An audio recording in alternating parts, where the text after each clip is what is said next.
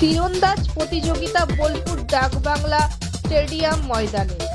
পশ্চিমবঙ্গ রাজ্য তীরন্দাজ সংস্থার পরিচালনায় এবং বীরভূম জেলা তীরন্দাজ সংস্থা ও বোলপুর পৌরসভার সহযোগিতায় ৪৪তম NTPC Indian round junior national archery চ্যাম্পিয়নশিপের প্রতিযোগিতা চলছে। এই তীরন্দাজ প্রতিযোগিতায় ৩২টি রাজ্যের ছেলেমেয়েরা অংশগ্রহণ করেছে বলে জানা যায়। এদিন মাঠে কাজল শেখকে তীর নিক্ষেপ করতে দেখা গেল। কাজী আমিরুল ইসলামের রিপোর্ট, সিউড়ি টাইমস, বোলপুর।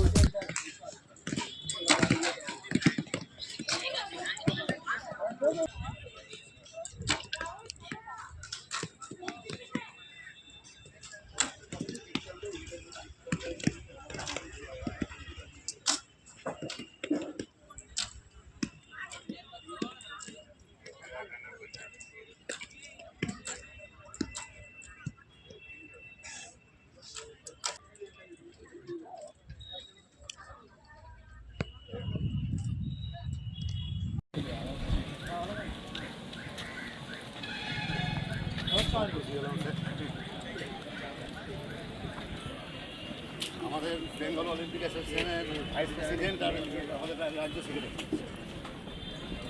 আমাদের জয়েন্ট সেক্রেটারি।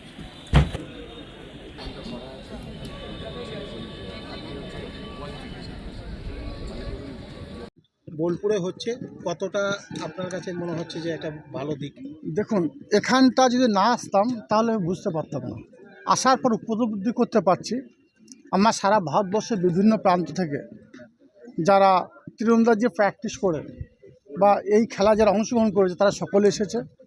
আমার ভারতবর্ষের ৩২টি রাজ্য থেকে আমার ছেলেমেয়েরা এখানে এসেছে এবং তাদের যারা গুরু, তাদের যারা শিক্ষা দেয় তারাও এসেছে।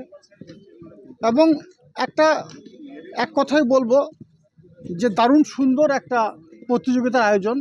এগুলো বিলুপ্তির পথে, এগুলো সচরাচর দেখা যায় না, কিন্তু যারা আয়োজন করেছে ধন্যবাদ জানাচ্ছি। তাছাড়া আমাদের রাজ্যের থেকে যারা জনপ্রতিনিধি আছেন, যারা দায়িত্বে আছেন, সভাপতি শুরু করে আমাদের জেলার আধিকারিক যারা আছেন, ব্লকের আধিকারিক যারা আছেন, সকলে মিলিতভাবে সংঘবদ্ধভাবে এই টুর্নামেন্টটাকে সাকসেসফুল করার চেষ্টা চালাচ্ছেন।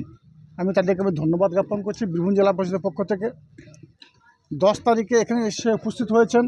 11 তারিখ থেকে শুরু হয়েছে, আজ 13 তারিখ, এখনও বেশ কয়েকদিন ধরে চলবে। সারা ভারতবর্ষের বিভিন্ন প্রান্ত থেকে আমাদের ছেলেমেয়েরা এসে এটা অংশগ্রহণ করবে। সত্যি একটা গর্বের বিষয় যে আমাদের কবিগুরু রবীন্দ্রনাথের স্মৃতি বিজড়িত বীরভূমের রাঙামাটিতে আমাদের দেশের বিভিন্ন প্রান্ত থেকে ছেলেমেয়েরা এসেছে, অংশগ্রহণ করেছে। আগামী দিনে এরা দেশান্তরে ছড়িয়ে পড়বে। যদিও আমাদের রাজ্যে মাননীয় মুখ্যমন্ত্রী মাননীয় মমতা বন্দ্যোপাধ্যায় এই আচার্য একাডেমিকে বিভিন্ন দিক দিয়ে সহায়তা হাত বাড়িয়ে দিয়েছেন। ঝাড়গ্রামে একটা বড় এই ধরনের প্রতিষ্ঠান তিনি চালু করেছেন। এবং গত বছর ঝাড়খণ্ডে আমাদের রাজ্যের নদিয়াতে একটা ছেলে, মালদা একটা ছেলে ওখানে গিয়ে গোল্ড প্রাইজ নিয়ে এসেছে। স্বভাবতই আমাদের রাজ্য সরকার সব দিক দিয়ে সহায়তা হাত বাড়িয়ে দিয়েছেন এবং বীরভূম জেলা পরিষদ কোনো অংশে পিছিয়ে থাকবে না। যে বা যারা এই টুর্নামেন্ট বা খেলাটা আয়োজন করেছেন তাদেরকে সব দিক দিয়ে সহযোগিতা হাত বাড়িয়ে দেবো।